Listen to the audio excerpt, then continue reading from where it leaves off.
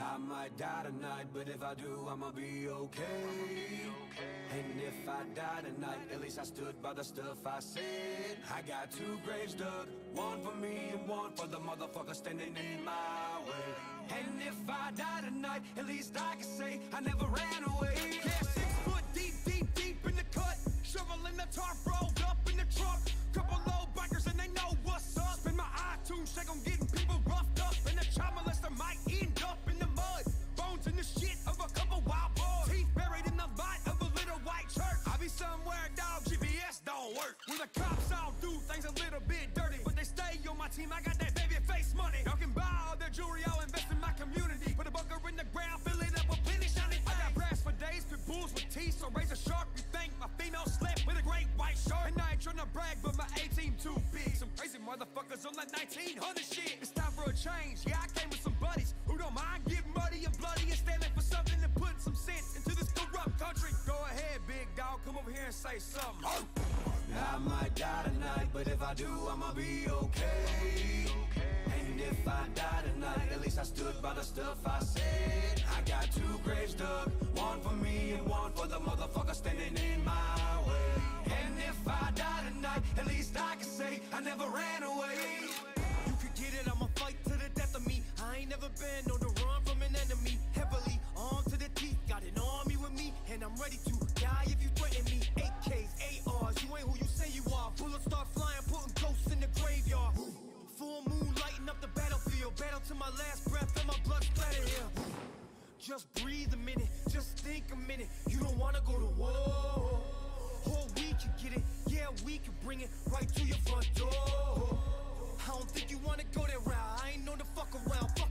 I'ma throw 100 rounds, put your cold body in the fucking ground. Get the point, bitch, when I hit you with the hollow round. What the fuck you talking about? I don't wanna talk about it. Leave your body right there, laying with some chalk around it. Why I gotta go so hard? Why you so fucking soft? All your men running, bitch, you already fucking lost. I might die tonight, but if I do, I'ma be okay. And if I die tonight, at least I stood by the stuff I said. I got 2 graves dug, one for me and one for the motherfucker standing in my way. And if I die tonight, at least I can say I never ran away.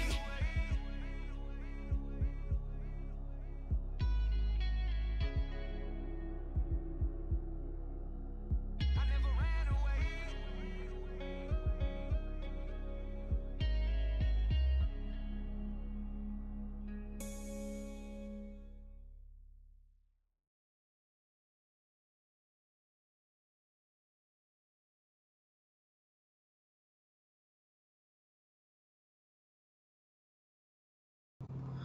All right. See if this is all up and working right. Can I get an audio check, guys? Make sure this is going. Got a new program I'm working with here.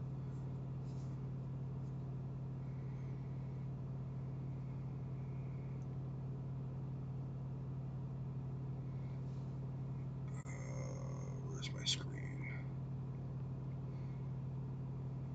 All right. Thanks, Corey. Well, a couple more people get in here. Yeah,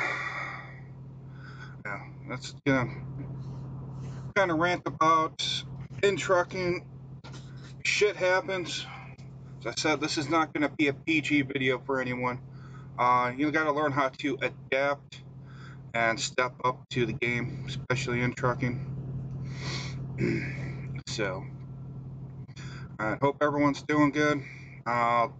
Anyone curious, the video was Adam Calhoun, and it was titled Die Tonight, Feet Up Church. So,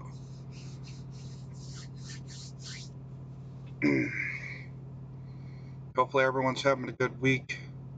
Set up for the weekend. I'm going to get my load for tomorrow, so we shall see how this goes.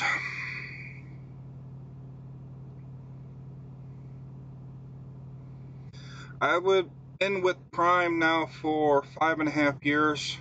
I did a little over a year as a company driver, and yeah, about 1.5 years company, and now 4 years as lease. I've already completed 1 lease. I'm on my 2nd lease.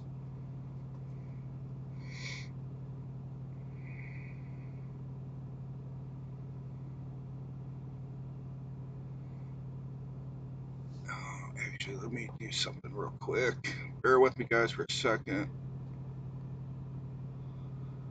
I'm on my computer. That is in a ridiculously bright screen.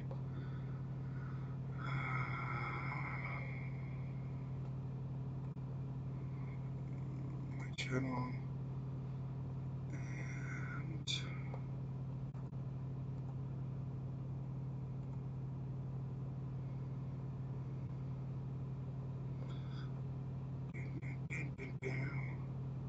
I want to share this out. Facebook.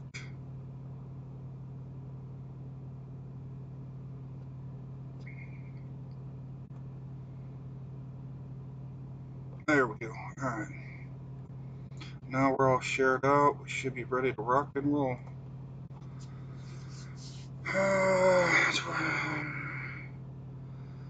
I want to try to become a home rap, perhaps age limit to the trucks. Yeah, they are super stringent on their truck info. You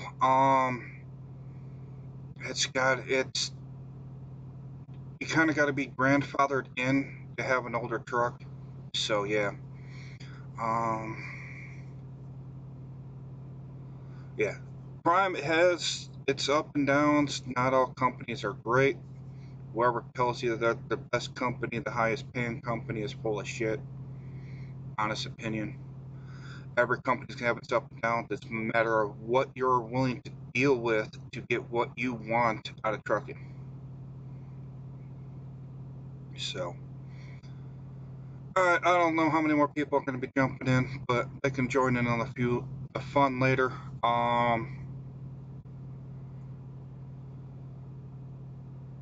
Actually, Peterbilt, I haven't had too much problems with my newer trucks. I think the worst problem I had with my 16 Freightliner was the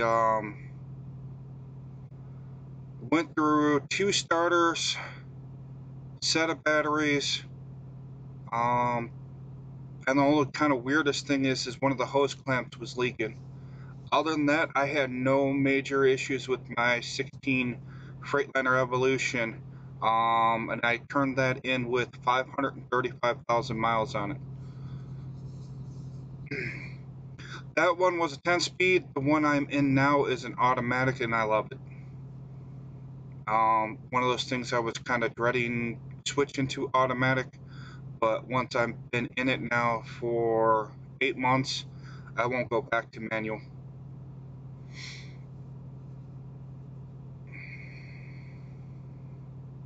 Yeah, we've got a couple old trucks out here that have been kind of grandfathered in. We've got some guys that have been here 20, 25 years plus, so kind of shows how the company's been set up.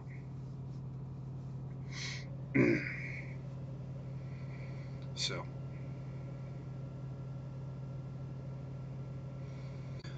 all right, kind of get into my rant. I'm not going to mention names. I'm not going to mention what company they're with, but kind of some crap I've been seeing. A lot of the experienced drivers out here will tell you that pretty much shit happens out here in trucking. You cannot plan for tomorrow. You got to plan for today. You can be like, right now, I'm on a dedicated account. We could lose this account tomorrow, and I would need to be able to go back OTR. Problems also will happen out here while you're trucking. Example that kind of, I don't know what they were thinking. They showed up at a shipper for their 01 first pickup, turned into a multi-stop delivery. And their dispatch on it only had 1 stop, and they were all pissed off about it because they weren't told that it was going to be a multi-stop load. Now, a lot of people out here will tell you that nothing's guaranteed. Shippers change how they get stuff distributed all the time. I showed up several times and had a supposed 1 stop that turned into 3 stops. you just gotta go with the flow. The other part about it is they're like, well, what happens if we just drove to our 90 and just didn't pay attention to that other stop? You fucking picked up the bill of ladings with multiple delivery addresses on it. And you wonder why these people get out of prime and they fall flat on their face because they don't know how to do anything without people babysitting them and guiding them through it. Now, it's kind of the great thing about prime. There's a lot of babysitting, there's a lot of hand-holding, there's a lot of guiding you through the system. We are not true owner-operators. I don't even call myself an owner-operator. I am a lease operator. I am leasing this truck. I may turn into buying this truck, but until I own the title for this truck, I'm just a lease operator. That's it. I got some benefits over a company driver, get a hell of a lot better pay. So it's what it is. You got to pay attention, going back to it, you got to pay attention to your bills. Your bills will dictate your load. If you can't get with your fleet manager, even if it's night shift and you got to sit on hold because you don't understand that night shift and weekend dispatch sometimes we're looking over 3 or 4 boards, which means they can be looking over 300 or 400 different trucks. Sorry, princess, you're not the most special person in the company and you get priority.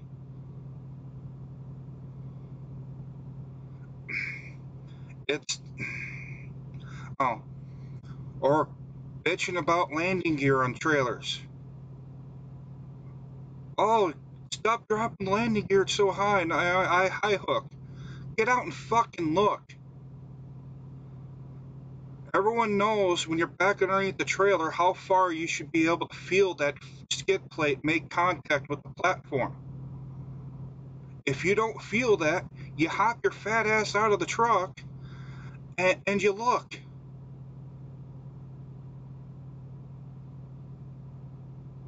Crank down the landing gear, back under it, away you go.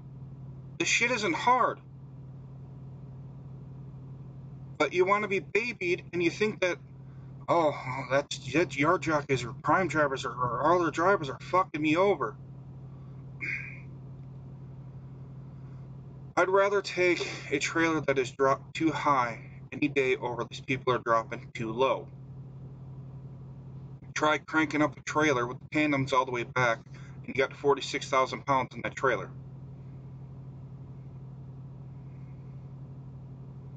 So there's a lot of shit that can go wrong out here. And there's a lot of shit that can go bad real quick. As I said, I actually stopped doing live feeds because I didn't want this side of me to come out. But I think you guys need to see this side of me come out and express the truth about all this crap. So people aren't getting the wrong impression about this industry. And whoever the fuck is telling you guys that you're going to be rich your first year of truck driving, come out here and make all this money, they're full of shit. Your first year of truck driving is going to be full of mistakes, lates, damages, and everything else. Hell, most people will be lucky if they make it through training, let alone to their end of their first year.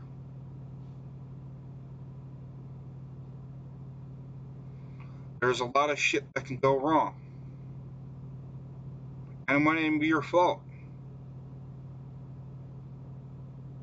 Now, as you guys know, I've been dealing with a lot of personal family problems and a lot of death in the past 2 years.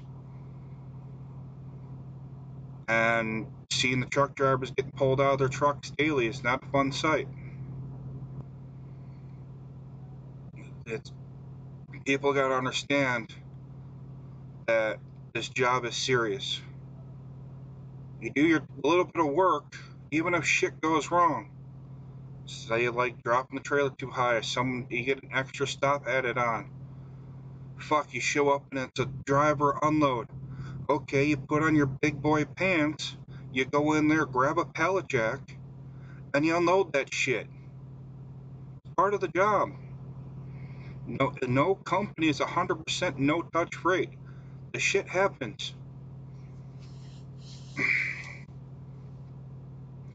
And the training problems that have been going on, I know in my last video, and I also know, guys, I'm jumping around a lot here, so kind of bear with me, just getting this out.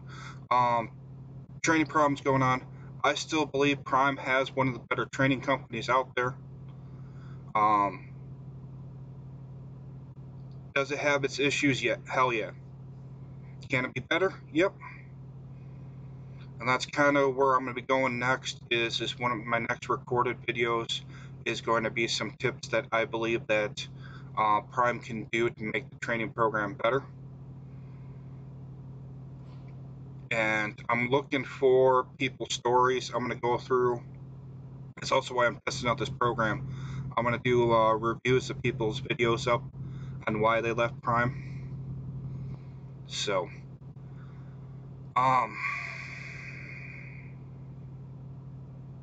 think it's just the other thing, like home time. Everyone knows that loads can get screwed up and you might miss your home time. By a day or two, you should be home. That's why I tell everybody, if you have a day that you have to be home, tell them a day or two before that day that you need to be home then. Because I've had it before where I needed to be home. This is kind of a rookie mistake. Needed to be home for Saturday. Told them to get me home. No, I need to be home Sunday. Told them to get me home for Saturday. And then had a claim on the load. And couldn't make it home till Monday.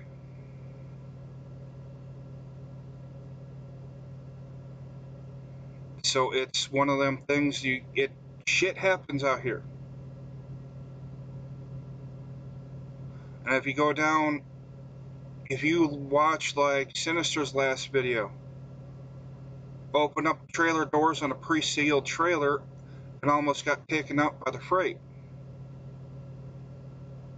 You gotta watch what you're doing. I think the biggest thing we get in trouble with is we try and rush out here. You gotta keep it smooth and slow, and you'll actually be quicker. So, got any questions? Go ahead and pop off questions. If I get into feel something I need to reach on and rant about, I will. As I said, I don't really care. This one's not going to be PG. It'll probably be demonetized. Don't care. So, any topics fair game. Feel free to ask any question you guys got. If we get enough people are interested, I could even open up a phone line and you guys can call me, and we can do a live phone call Q&A if you want. Going back through the comments here.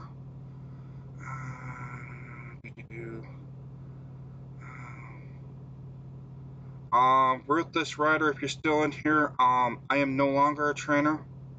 I was for a year and a half, 3 years, roughly, somewhere in there. As I said, I had way too much personal problems going on with my last student. It kind of really opened up my eyes that I need to take care of myself and take care of my personal problems, so that way I'm not adding on to the stress of what's going on in training. Because no matter what they try and tell you during training, it's not a perfect relationship. Shit's gonna get stressful either which way on the student side and the trainer side. It's a hard thing. You're jumping into a stranger's truck. You're bringing a stranger onto your truck and trying to teach them as much as you can in a short amount of time. I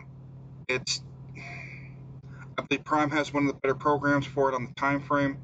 There's a lot of companies out here where you're only with the trainer for 3 or 4 weeks, and then you're off on your own. Here's your keys. Go have fun.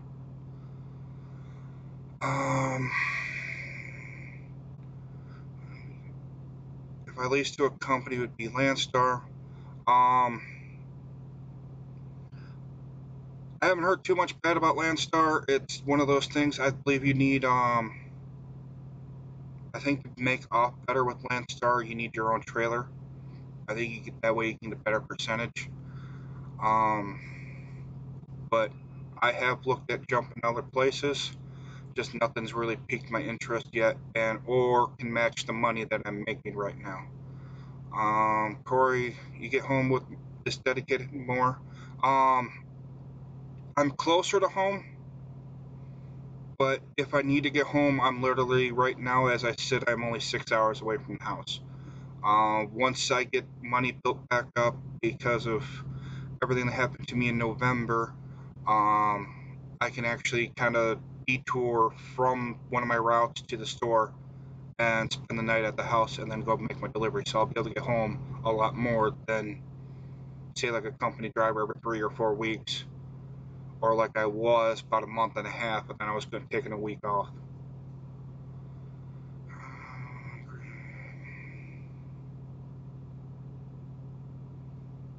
Yes, record Prime does give the babies best loads too. It's some of these guys, they know how to whine and cry and complain to the right people, and they're just here, shut up and go away type deal.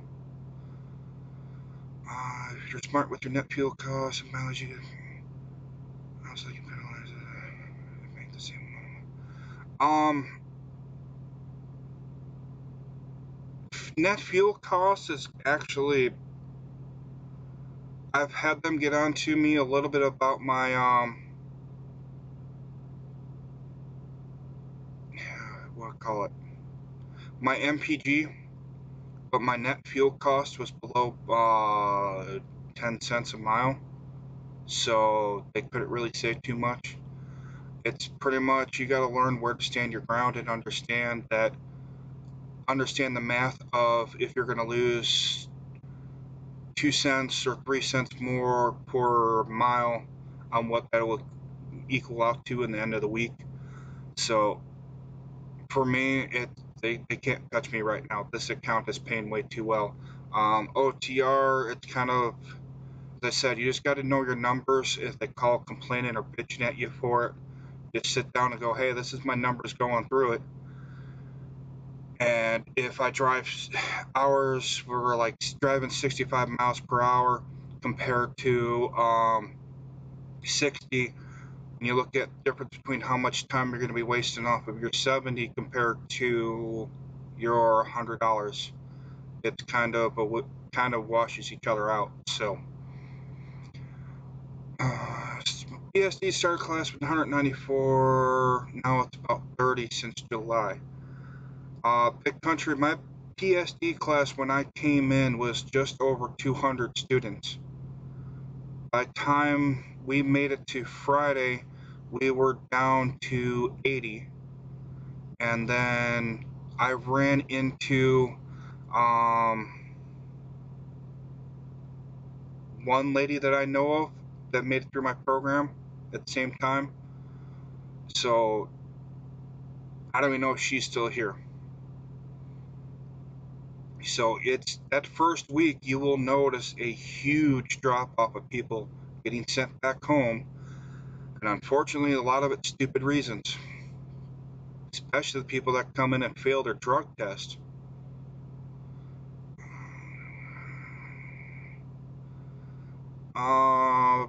Lease or company starting out,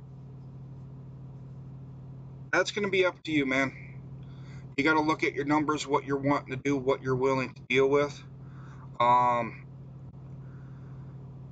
Lease is, it's risk versus reward. If you need a steady, say, $800 take home every week, guaranteed, I would say go company. If you can take the risk of having a $1,400 check and then having a $600 check, especially beginning out, because you're going to be late and they're not going to push you super hard at first, I would say 6 months. Some fleet managers within a couple months, they'll they'll start pushing you harder. So it's kind of one of those things, man. It's kind of run the numbers on it. Kind of figure out like what you need to cover your bills at home and how much money you need, basically. If you don't have a whole lot of bills at home and responsibility, I would say go company first, get your feet wet with it. That's what I always recommend. That way you can stack up some money, and that way if you screw something up, it's not coming out of your pocket.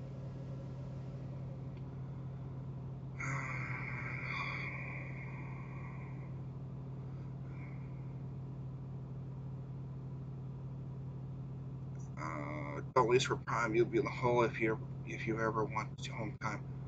It's one of those things you got to figure out. Yeah, the truck payment always comes out. Fixed cost is right about $1,300 a week. But I can tell you the past 2 weeks I've taken home right around $2,000 take home with that $1,300 tick coming out. So the money's there. You just got to kind of save up for it. And it also kind of gets you conditioned for moving on to a lease purchase and stacking up your money once you get into that, or if you go to a dealership and a purchase, so that way you're not screwed when that truck goes out of warranty.